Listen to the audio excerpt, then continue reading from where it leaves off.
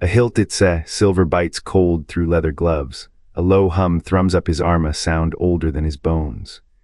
Moonlight bleeds through pines, etching runes on the blade's spine. He's felt this before in the silence before a hunt, but this vibration is no monster's death song. It's a dirge, a prison. Maybe a grave. 3 truths about the steel will unravel. 2, the sword itself would kill to hide. Geralt's silver sword hums with a burden older than the conjunction. A ritual bound a primordial god to its steel, centuries before the spheres collided. The conjunction's chaos sealed this pact deeply, at the blade's whispers betray it. Every strike against monsters stirs a darker debt. What if the sword's true curse isn't magic, but a god's imprisoned breath waiting to exhale? The hunger is not the blade's, it is the god's. The silver does not kill, it binds. Each vibration, a pulse from a throat that once roared across spheres before the conjunction sealed them. When Geralt strikes elder blood, the curse stirs. The formulae etched into his quills, fractured by Kaer Morhen's fall, cannot fully suppress what trembles beneath the metal. This is no mere alchemical edge. It is a scar from a war sorcerer's dare not name. The Mahakam smiths, their hands blackened by older magics, forged the blade to cage a force that unmade kingdoms. Its hum is not enchantment.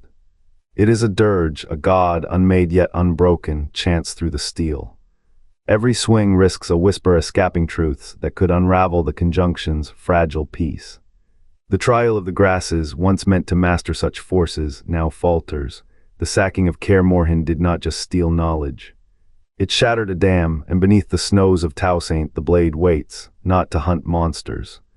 To hold back a memory the world forgot it was born to remember. The hunger is not the blade's, it is the god's. The silver does not kill, it binds.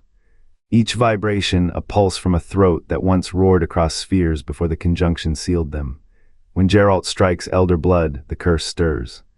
The formulae etched into his quills, fractured by Kaer Morhen's fall, cannot fully suppress what trembles beneath the metal. This is no mere alchemical edge.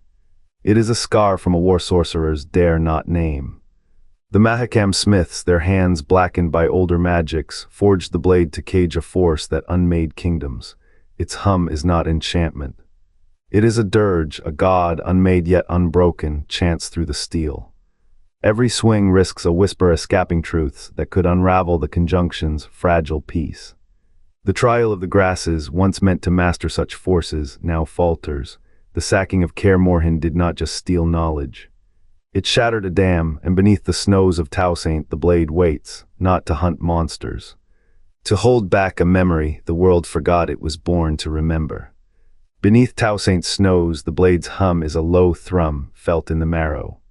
The witchers of Mahakam first forged it in a forge that reeked of burnt sage and melted starlight. Their hands, calloused from silver's bite, shaped a hilt that pulsed with a feverish gold. They knew not what they caged only that the metal screamed when quenched. Geralt took it in the sacking's ash.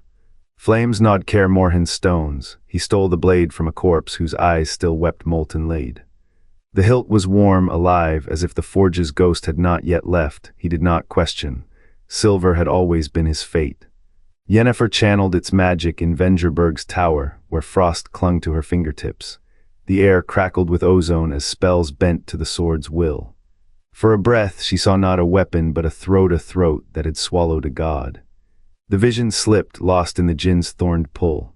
Cirilla, 12 and scarred, gripped it as the wild hunt's winds howled through Kaer Morhen's ruins. The blade's glow turned violet, repelling not monsters but memory. Elven shadows recoiled, their ancient war cries faltering. Cirith's blood hummed in answer. Does the silver remember? It has drunk the hands of those who bore it, witchers, sorceresses, a child queen. Each left a scar, each deepened the curse.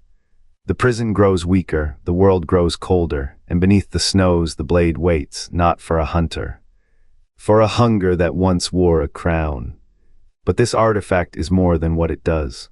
The silver imprisons a nameless god, older than the conjunction. Its hum is no melody, it is a throat clearing, a crown's shadow waiting to rise through every death. Geralt's fate, left hanging in Asterisk Lady of the Lake Asterisk, may be the key to its awakening. The blade's silver is no mere alloy, it is a scar. A wound sealed with the blood of a war that reshaped gods and left mortals as its ghosts.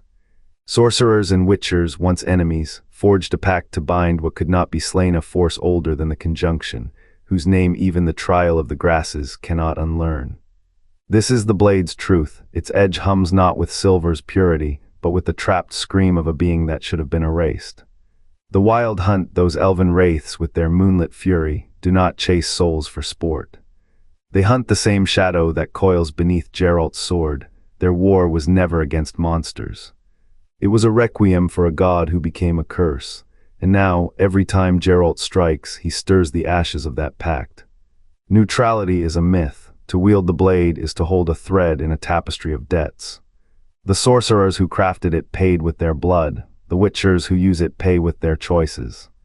Even the trial of the grasses, that ritual of awakening, cannot unmake what it reveals. Those who learn it carry the weight of knowing how the silver's curse outlives its makers. The blade's hum is not warning, it is longing.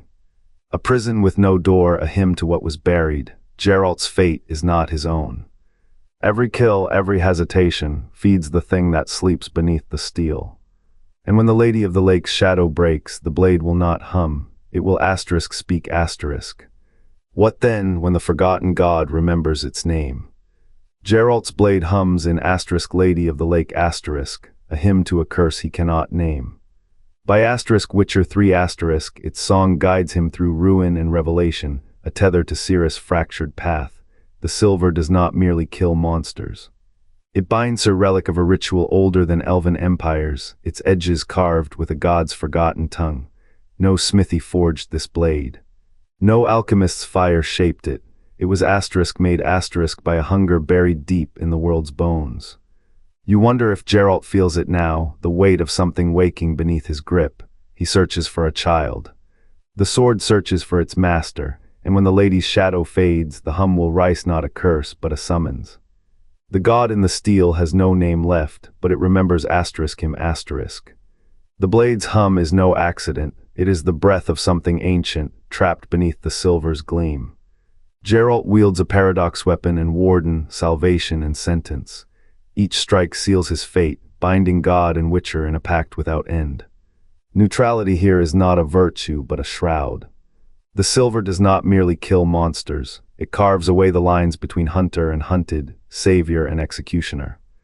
Transformations are absolute, flesh remade, magic entwined, will bent to forces older than names. To be a witcher is to walk a path where every step erases the self. Yet the god stirs not for freedom but for a face lost to time, a nameless hunger, a forgotten bond. The steel sings of what cannot be undone. Power here is both chains and key.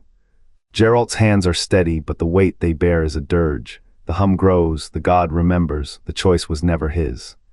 The cost of balance is a life unspooled, thread by thread, into the void's embrace. What if the blade breaks, the conjunction's shadow holds secrets deeper than bloodlines? When the silver fractures, what stirs beneath the hum? The next artifact awaits, a ritual where elf blood meets